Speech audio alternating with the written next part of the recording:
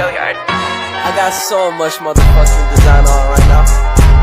Break it down, bring it back, make it clap. I got 3 old thoughts, new block, wear that thing. Bitches on my line, and you Assalamualaikum, halo guys, welcome back my channel. Kembali lagi bersama aku Fatima Nur Adila dan teman saya Marlin. Di sini kami berdua akan menjelaskan sedikit mengenai pendidikan komprehensif.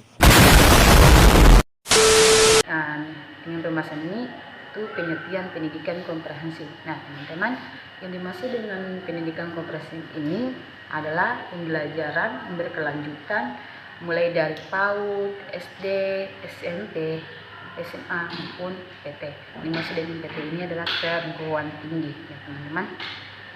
Selanjutnya, pembelajaran yang meliputi banyak hal, yaitu ilmu pengetahuan, budi pekerti, akhlak, karakter, kreativitas, inovatif.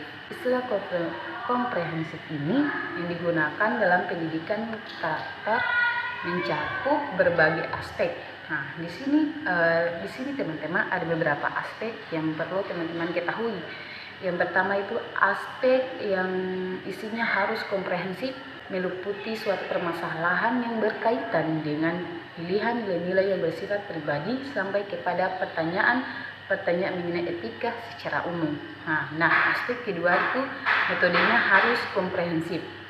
Yang tadi kan yang pertama itu isinya. Sekarang metodenya harus komprehensif yang meliputi penanaman nilai, pemberian teladan kepada peserta didik. Aspek yang ketiga itu pendidikan karakter hendaknya terjadi dalam keseluruhan proses pendidikan di kelas, dalam kegiatan ekstrakurikuler, dalam proses bimbingan dan penyuluh. Selanjutnya, implementasi pendidikan komprehensif sekolah kepulauan. Ada beberapa implementasi pendidikan komprehensif di sekolah kepulauan. Yang pertama, mengadaptasi lingkungan. Kurikulum pendidikan komprehensif dapat disesuaikan dengan kondisi kepulauan yang spesifik, termasuk dengan menginterpretasikan budaya lokal, tradisi, dan kearifan lokal menjadi bagian dari kurikulum yang diberikan. Kedua, membuat program pendidikan yang terintegrasi. Program pendidikan ini dapat mencakup kegiatan ekstrakurikuler yang mendukung pengembangan komprehensif siswa, contohnya seperti kegiatan olahraga, kesenian, dan lingkungan hidup. Ketiga, mengadakan pelatihan dan workshop. Pelatihan dan workshop ini dapat diselenggarakan untuk guru dan staf sekolah untuk meningkatkan pemahaman mereka tentang pendidikan komprehensif dan memberikan keterampilan untuk mengimplementasikan dalam pembelajaran sehari-hari. Yang keempat, membangun kemitraan dengan masyarakat lokal.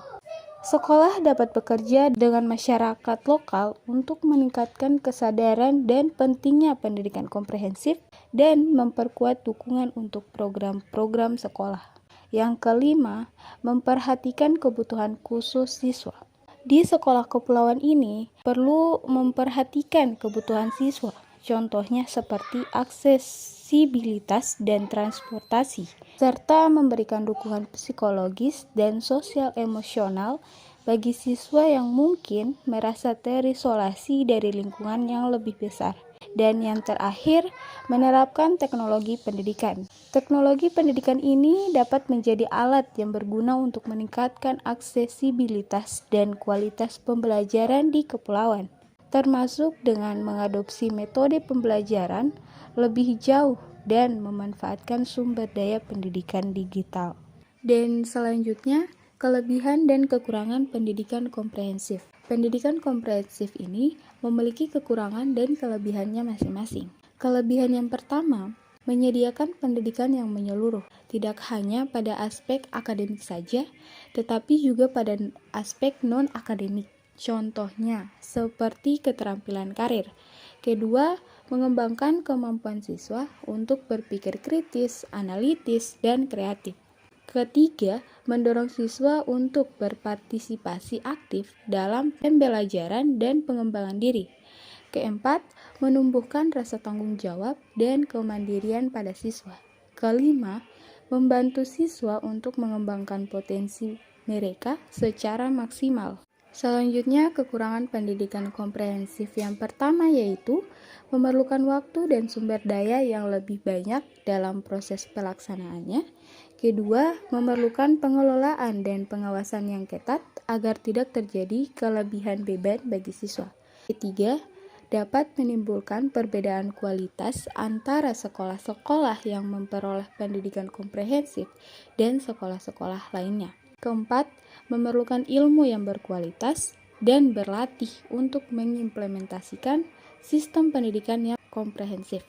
Dan yang terakhir, dalam beberapa kasus, dalam menghasilkan siswa yang kurang spesifik dalam bidang tertentu, karena terlalu fokus akan pengembangan keterampilan umum dan non-akademik.